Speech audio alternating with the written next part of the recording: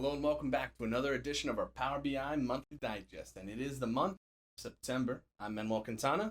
And I'm Devin Knight, and we have kind of a small update this month, but some good things again in here that I think you guys are going to like. I think you're going to like what we have to show you today, right? Absolutely. I think, especially anybody who's worked with technologies beyond Power BI, AS, IS, there's some things that you might have been familiar with that you loved. They're just simple quality of life features, and they found their way right into Power BI. Specifically one I'm pretty excited about, we'll see later on. Yeah. It's like something whenever I would go and teach in person, then I would always mention, to get that working, you may want to do X, Y, and Z. Right.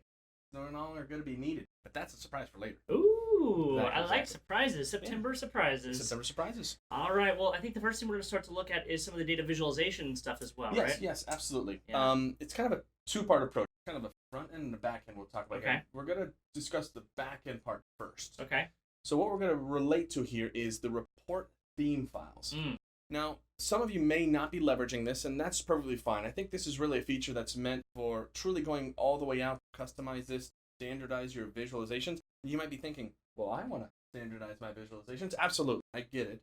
But just to know, to customize and create a JSON file from scratch is not for the it's not for the light of think of. Right. There's a lot that goes into this. There's a lot of potential. So we've mentioned and talked about this before in our digest. Yeah. So we definitely recommend going out to just check out the documentation for it. It breaks down all the elements, every piece of it. You don't effectively all optional. You don't have to do everything. You say, I only want to format X, Y, and Z. Well, do X, Y, and Z. Right. They've added enhancements there. Okay. Right? So they've added some elements. So they've seen how people are using and creating these. And kind of in the minutia and the detail of it, it's very error prone. This is a lot of code and a lot of writing. So they've added some elements known as class collections and text as well. Okay. So these items are just meant to ease up that process. Effectively, the way it's listed now in this new release is you could effectively format standardize the color of all of your visuals with 6 kind of inputs. Okay. Just 6 inputs in there. You can use these new features and you'll be set. Gotcha. But you can do a lot of extension when it comes to that JSON file. So just definitely reach into that. Definitely, as we know, when we dive in here, and actually we can show that. Well, just as a reminder, let's switch over and so you can remember where the themes are, because there's actually some new default themes. There's some new default themes that have been added. Yeah. They've added there. They've actually, we won't be able to see it because we're using an old report, but they've actually switched out the default color. Yeah. If you're creating a new report, you might notice colors are a little different than the little seafoam green color they've used in the past. I don't know. It feels a little. It brings a little tear to my eye. I know. We've had that seafoam color for the longest. Now it's more of this. I don't even know. It's a nice pleasant blue. Kind of like this blue back here. Yeah. Did they take it from us? Maybe they might have taken it from us. That's probably it. Let's sneak over. Let's sneak over and check out that default theme real quick so you can see what we're talking about here. So we can tell standard interface. Like I said, here's the old seafoam for memory purposes. But in that home ribbon, you go over to that switch theme file. Notice the list is definitely a lot longer here. They're taking advantage of this. And these new theme files, too, they've kind of extended what these defaults will do in regards to not only colors, but we're talking about font sizes, the size of bubbles in the maps and things like that. They've decreased that to know, hey, you know what? Let's lower that scale out a little bit. So they've kind of made these more all-encompassing, following their ideas. But this is where you'd go. You'd import a JSON theme file here where it says import theme. And of course, as I mentioned, you have documentation you can always visit to here. And it is extensive, right? This is extensive. This is just right on the Microsoft website, but it breaks down everything you can do. And you can see this little scroll bar here. It is immense. Like I said, this is all, if you wanted a full form, this is the entire thing. And there's some good sites out there, too, that help you with this. Like if you don't feel like you're an expert in JSON and having to build out a file for your company.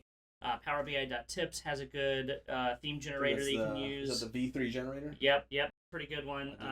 So yeah, there's some good places to kind of get started if you're just getting started with using themes and trying to figure out how to do it. There's some sites out there that can certainly help you. Absolutely, I agree. It's definitely advantageous if you're not familiar with writing JSON. Don't want to. That's another thing to put on the docket, right? Great skill set, but if you don't have that opportunity, that V3 generator is awesome. I really like that one.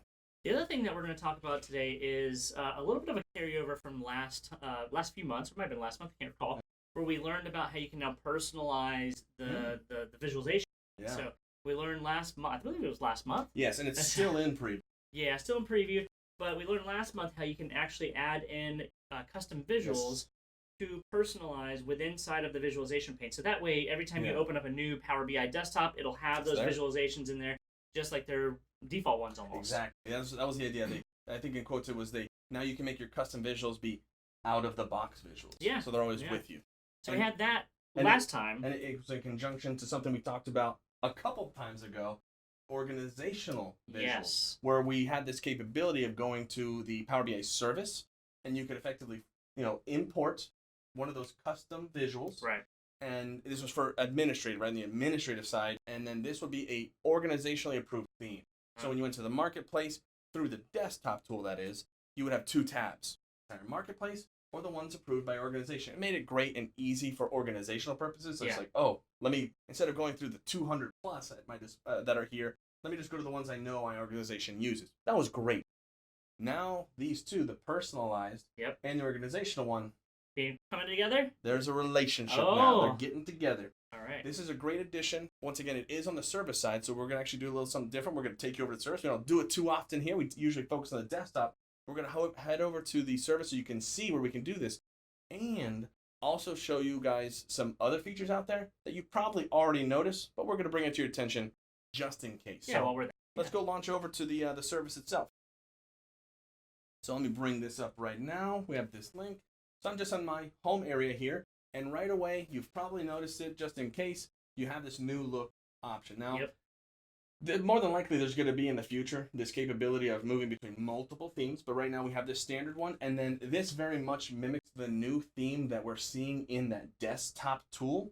So a little bit different, buttons displaced in a different way, so this is where you have all your options, so you can turn this off. So yeah, this is a fun little area. Also, something that was between this month and the previous month in August, we also had the capability for the custom branding, right? The branding. Yeah, the branding is great stuff because, I mean, for myself and you, I know we're seeing a lot of organizations that have that potential of needing to share reports with users, not only inside the organization, but external, right? Going external. Yeah. So what better way than not just having this Power BI home, but brand it. Right, I like it. So let's look at that real quick, just so you guys know. If I go here to the settings options and go over to the admin portal, so I'm going to highlight this. We'll go to the admin portal.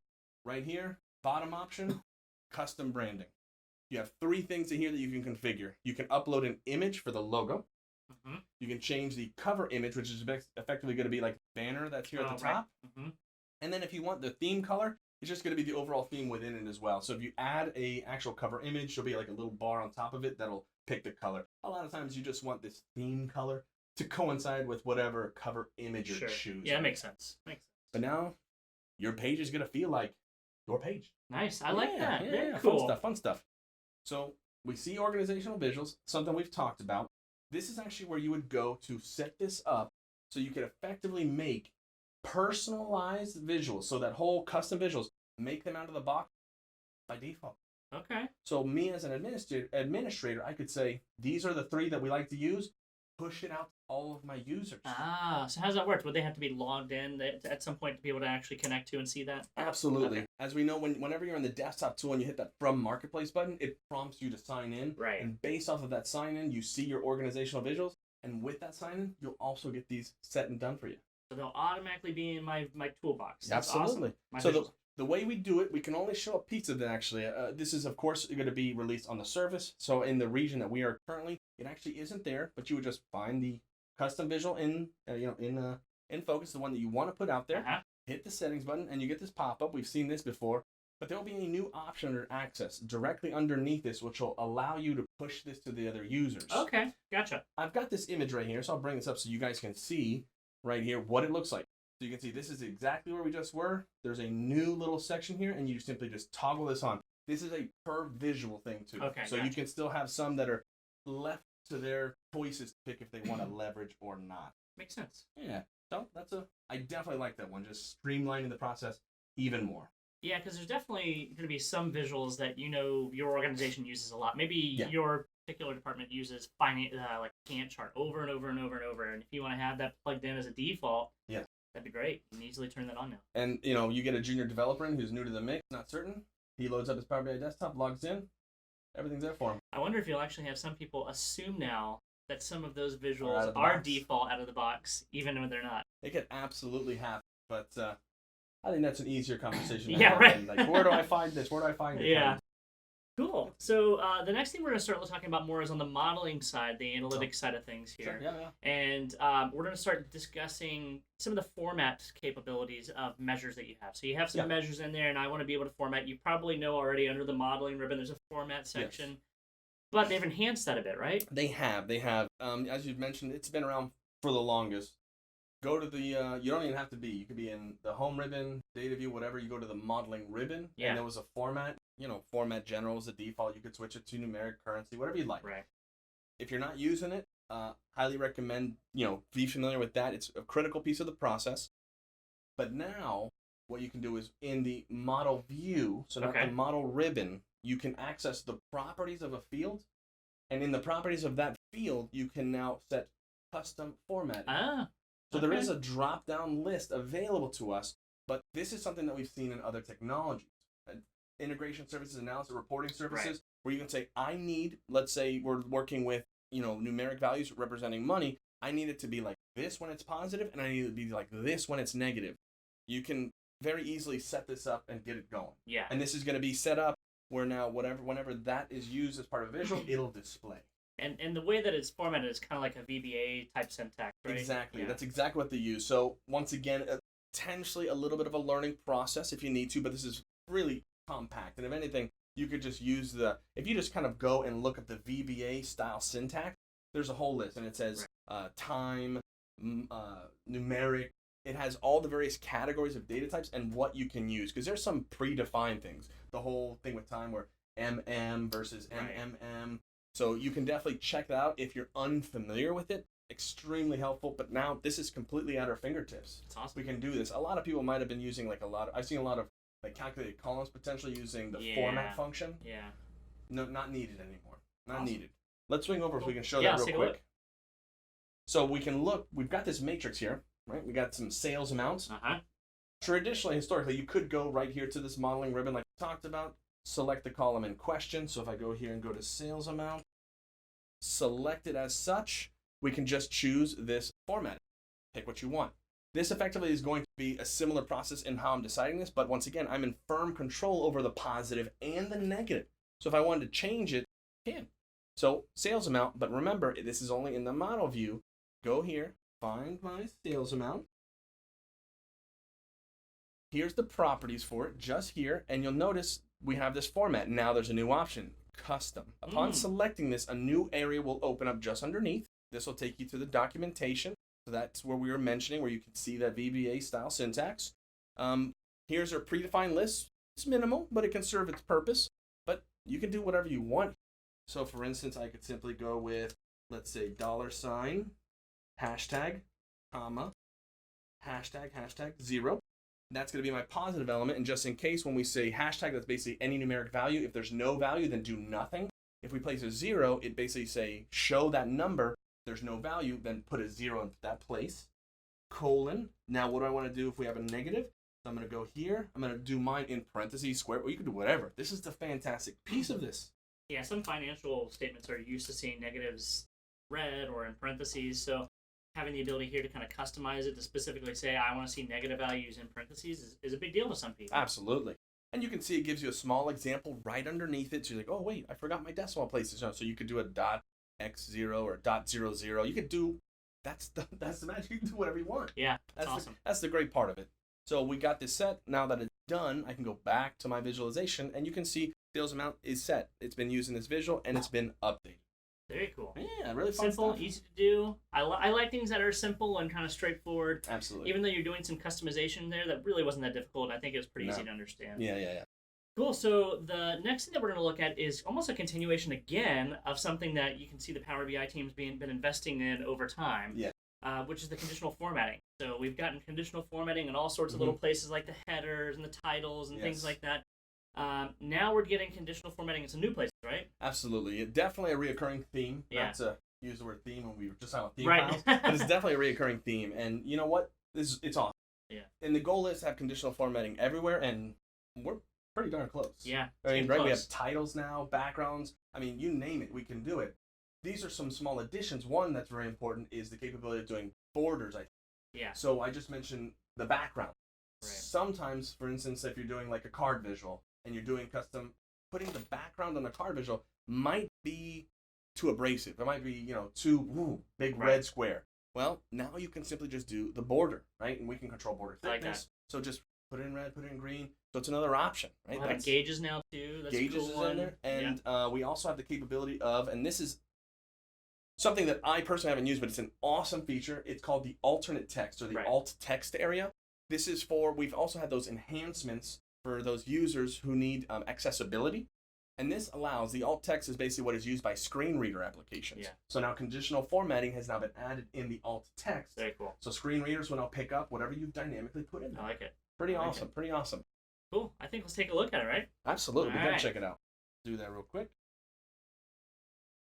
So you can see here for bordering, all you need to do is locate the item in question, right? Bordering is available for anything and everything. You just simply find the respective area, turn that on, and then you can see, as always, it's always a little tucked away, but it's still there. I'm hoping they change this piece over time, because it's a little difficult to find right now. If you don't hover over the field in question, you never see that ellipsis. Yeah. But whenever you see this, so I guess this is us giving you that telltale sign. When you see this ellipsis anywhere, because it's in so many places now, just go ahead and hit that. And you're brought to that very familiar interface where you can go ahead and do this based off color scales, rules, whatever you want. It's the conditional formatting we all know and love, getting added into so many areas. Awesome. Yeah, absolutely. Yeah, super simple. You've learned it other times. That's part we don't necessarily show it all over again today. Yeah. But a nice way to make things dynamic, make things have a little bit more pop to it.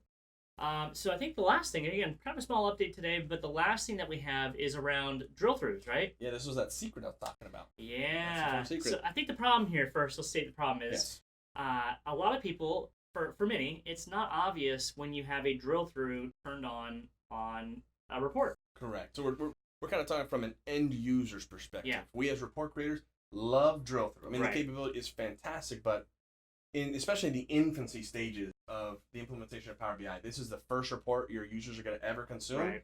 How do they know to right-click, find drill through, and then select? How would they even know that behavior right-click is a thing? Yeah, exactly. Exactly. So now there's a change where there's a little bit of added help or a hint to give the end users guidance on the fact that they need to do that right-click to get to drill through, right? Absolutely. All right, cool. Well, maybe this might just be easiest to show, right? And it's an awesome one. It's just kind of now baked into the product, ready to go. This is one of the things I love the most. It's going to be part of the tool. Check this out. Let's go right over to what we were just doing. Right, we're sitting here. I have a page 2 happens to be a drill through. It's nothing fancy, but the key point of this is now this chart. I hover over it. We already use the custom formatting. But look at that. Colors right there. Yeah, I love. That's pretty big. Yeah.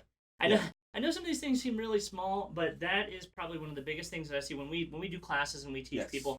There oftentimes the question is, how would I have known to right-click to do something like that? Oh, that's a good question. You probably wouldn't have known, but now there's some guidance here. There's a little hint text to let you know, hey, if you right-click, there's more stuff you can do here. Absolutely. This actually, in the previous, we just recently covered a new feature that was added in the visual header tooltip. Yeah. Where you could add custom little kind of indicator to add messages. But users still would know to hover over that. This is built. Everybody loves and uses tooltips. Mm-hmm. It's just there. So the fact that this is boom in your face is exactly what's needed. It just makes that process for the rollout. Just make sure that people accept this and know how to use it and are happy about it. This is a very simple but effective addition to this entire tool set. I love it. Great addition. Yeah, so again, not a huge update, but some good stuff in there this month, I think. No, simple, to the point, and effective. Yeah, so we hope you enjoyed it. We're curious, as always, what was your favorite feature of these? Comment below, let us know which one is your favorite.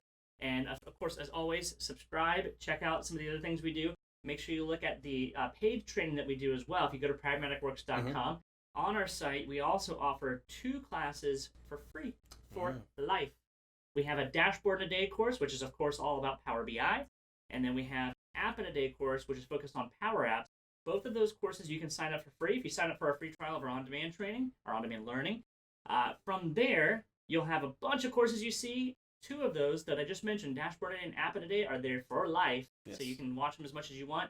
This guy does Dashboard in a Day and updates it pretty frequently, so you'll be sure to see the most up-to-date version of how you can do some of this stuff with Power BI. And App in a Day is done by our owner, Brian Knight. So, very cool stuff. Again, thank you as always, Manuel. Thank you for having me. You kind of led the show today. I got to hang around with you. I appreciate it. My name is Devin Knight, and And Will Quintana. See you next time. Take care.